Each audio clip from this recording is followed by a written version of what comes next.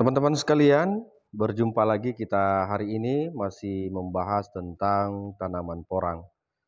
Akhir-akhir ini kita mendengar kabar yang sungguh tidak mengenakan karena semakin akan keluar izin ekspor dari beberapa perusahaan ini, harga juga semakin turun. Kabar yang kami dapatkan dari teman-teman yang ada di lapangan, mereka mengatakan bahwa saat ini porang di pabrik itu di angka 2.000-an lebih. Nah, ini pertanda buruk bagi petani porang di Indonesia karena, eee, alasan dari pabrik kemarin-kemarin itu bahwa mereka menunggu izin ekspor yang dikeluarkan oleh, GACC Tiongkok. Nah, padahal, informasi dari, KBRI, Tiongkok itu sudah sedikit lagi merampungkan dokumen yang, diinginkan oleh diinginkan oleh GACC Tiongkok untuk beberapa perusahaan ini, kok malah harga semakin turun. Ini menandakan bahwa dari beberapa perusahaan ini yang sudah membuka atau menerima pembelian porang, khususnya di umbi produksi ini spekulasinya cukup tinggi. Ini meresahkan teman-teman petani. Di lain sisi, teman-teman petani juga tidak mendapatkan jalan keluar lain, baik dari pemerintah ataupun dari instansi yang terkait. Ini kita betul-betul miris mendengar kabar bahwa porang hanya di 2.000, 2.300, 2.800. Kalau kita menghitung dari harga etalase perdagangan Cina dengan Tiongkok, itu harga terendahnya masih di 2,75 dolar, itu harga terendah. Kalau kursnya 14.000 masih 38 ribuan. Nah, kalau kursnya 14.000. Nah, bagaimana kalau kursnya 14.500? Ini masih 40 ribuan. Artinya ketika memberi dengan harga 5.000 pun itu pabrik masih cukup ada selisih dari pembelian umbi produksi dalam bentuk baru dipanen seperti itu. Nah, yang menarik lagi karena semakin ke sini semakin rendah kadar air dan kandungan oksalat yang dimiliki oleh umbi porang kita. Nah, tapi semakin hari semakin turun. Ini sebenarnya perlu diwaspadai karena pabrik dengan metode yang mereka terapkan sekarang ini seolah-olah mereka sendiri yang mau untung, petani itu dibuat rugi gitu. Ini jor-joran saja kita sampaikan bahwa niat dari pabrik-pabrik ini memang mau merugikan petani.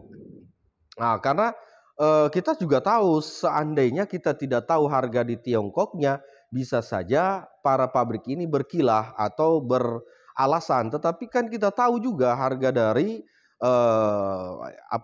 harga dari Tiongkoknya. Jadi, mestinya kalau tidak, dinaikkan lagi ini harus ada semacam gerakan yang dilakukan oleh teman-teman petani untuk memutus mata rantai dan dominansi oleh pabrik ini.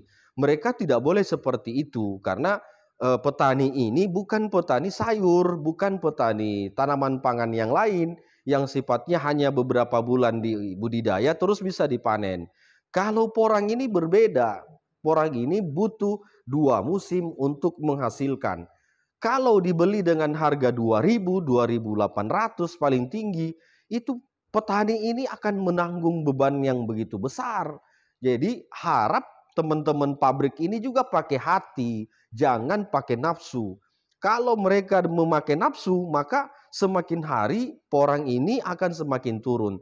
Teman-teman sekalian, tidak ada pilihan lain di tengah-tengah masyarakat karena memang mereka tidak punya solusi. Kalau misalnya dia tidak menjual itu, maka pasti akan bertambah masa budidayanya, masa perawatannya untuk ke musim ketiga.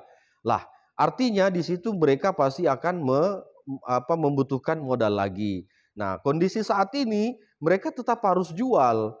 Ini pabrik, kita harap jangan pakai nafsunya, jangan pakai keegoisannya, tapi pakai hati juga, karena kalau semua nanti petani ini berhenti menanam porang, kalian mau apa? Pabrik mau mengambil bahan baku dari mana? Oke, kalau misalnya pabrik bisa tanam sendiri, di lahannya siapa kalian mau tanam? Di lahannya siapa? Ini warning bagi pabrik, jangan buat marah kami-kami ini para petani. Karena kami punya bargaining juga. Kalau kalian misalnya ini seenak hati saja mau menentukan harga, maka pasti ada gerakan. Saya jamin pasti akan ada gerakan yang dilakukan oleh petani untuk menghentikan dominansi pabrik ini. Memang beberapa bulan kemarin kita sudah melakukan negosiasi-negosiasi dengan pemerintah, dengan DPRD. Tapi kalau ini juga tidak diindahkan, pabrik juga masih seenak jidatnya sendiri. Awas, saya ingatkan hati-hati. Kami ini petani itu menggunakan dana yang begitu besar. Kami menggunakan tenaga yang begitu banyak. Kami menggunakan waktu yang cukup lama untuk mendapatkan umbi produksi ini. Tapi kalau kalian pabrik-pabrik ini seenaknya sendiri, tanpa ada rasa kemanusiaan yang kalian punyai untuk membeli umbi produksi ini, hati-hati, saya ingatkan. Pasti petani akan mengamuk di suatu masa. Yang lebih parah lagi, ketika para petani ini tidak mau lagi menanam porang. Kalian mau dapat umbi dari mana? Ini kami himbau bahwa pabrik itu jangan seenak jidatnya sendiri. Perhatikan juga tenaganya petani, perhatikan juga modal yang petani gunakan, perhatikan juga waktu mereka berbudidaya berapa lama. Kalau kalian misalnya tetap menerapkan metode ini, alasannya apa? Kalian mau beralasan apa? Kalau kemarin kita masih memberikan kemudahan, memberikan kelonggaran karena belum ada tanda-tanda bahwa izin ekspor itu akan dikeluarkan. Tapi saat ini Anda tidak bisa beralasan karena dari GACC Cina itu sudah menyetujui, tinggal beberapa tahap lagi izin ekspor itu keluar. Tapi kok kalian ini masih dengan harga lama, bahkan menurunkan harga. Kalau kalian mengatakan bahwa petani sendiri mau menjual dengan harga segitu, petani mau menjual, iya itu betul. Bahkan ditambah lagi dengan tengkulak-tengkulak ini, karena kalian memikirkan perut Anda sendiri.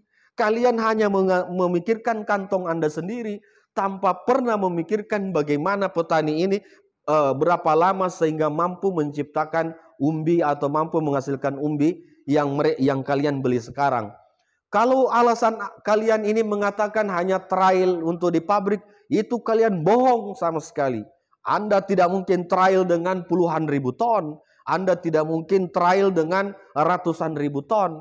Kalau 100 ton, 200 ton, oke lah kita paham bahwa kalian ini sedang melakukan uji coba di pabrik. Tapi kalau sifatnya kalian ini sudah menampung, membeli dengan harga murah, nanti pada saat izin keluar itu kalian kalian jual dengan harga mahal, itu kalian sudah masuk dalam kategori kartel.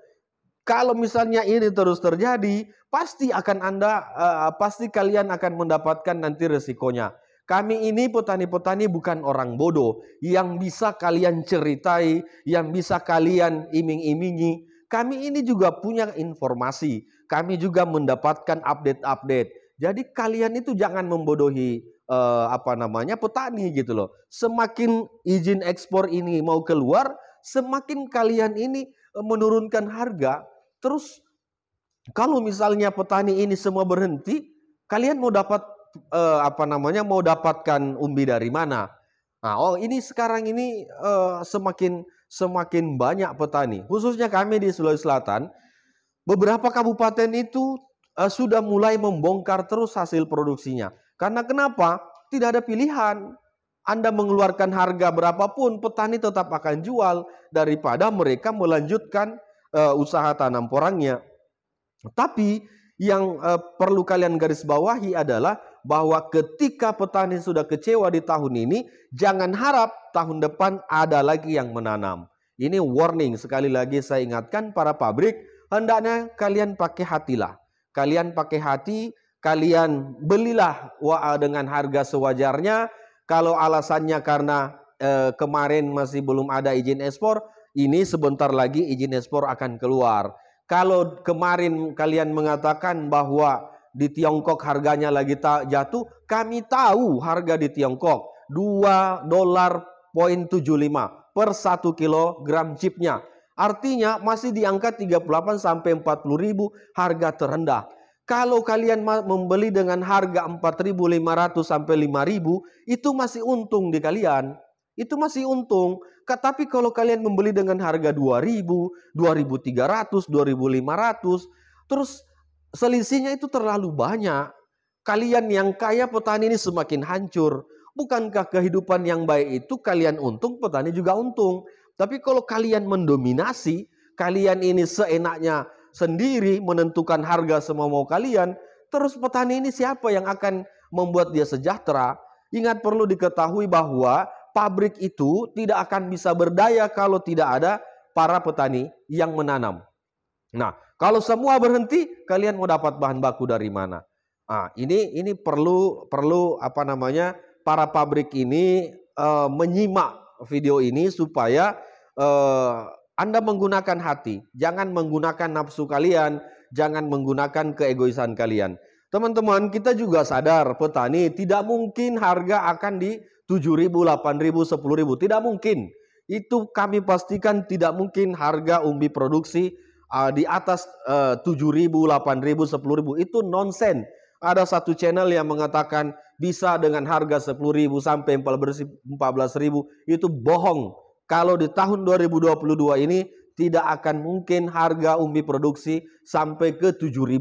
Kenapa? Karena di etalase pembelian chip orang di Tiongkok itu sudah jelas paling tinggi di $4. Kecuali misalnya Tiongkok terkena terkena musibah lagi, terkena gagal panen, terkena banjir lagi, bisa jadi itu bisa naik lagi ke harga 10.000 sampai 15.000. Tapi dalam kondisi saat ini tidak mungkin. Di Tiongkok itu juga punya budidaya porang berjuta-juta hektar, ada tersebar di 3 provinsi itu. Ada lagi negara lain kompetitor kita, ada Vietnam, ada Myanmar, ada Thailand. Nah, jarak mereka Thailand, Vietnam dan Myanmar ke Tiongkok ini lebih dekat. Otomatis cost transportnya dia, pengiriman itu lebih kecil. Artinya dengan harga segitu saja di bawah di bawah dari harga Indonesia, mereka masih tetap untung. Jadi kita juga petani jangan egois, maunya di 7.000, 8.000, 10.000, itu tidak mungkin. Nah, kami hanya meminta sebenarnya di harga 5.000 saja. Di harga 5.000 di petani itu sudah cukup untuk kita terima begitu. Nah, ini supaya kita menyampaikan informasi ke masyarakat ini itu juga sifatnya tidak membodohi masyarakat. Kita menyampaikan update itu memang ada kekuatan informasinya, bukan kita ngarang. Nah, karena kalau kita ngarang itu lebih parah seperti itu. Nah, berikan informasi yang update, berikan informasi yang masyarakat ini bisa lebih tenang. Tapi kalau kita mengiming-imingi, memberikan pengharapan palsu, ini juga bahaya. Kita harus membalanskan antara petani dengan pabrik. Kita berdiri di tengah-tengah. Sebagai konten kreator ini, hendaknya kita berdiri di tengah-tengah. Kita bisa mengkoreksi harga pabrik, kita juga memberikan pemahaman kepada petani bahwa harga yang balance itu segitu. Sehingga sama-sama jalan gitu. Kalau petani ini juga terlalu mahal, pabrik tidak bisa untung, terus ngapain dia mau beli?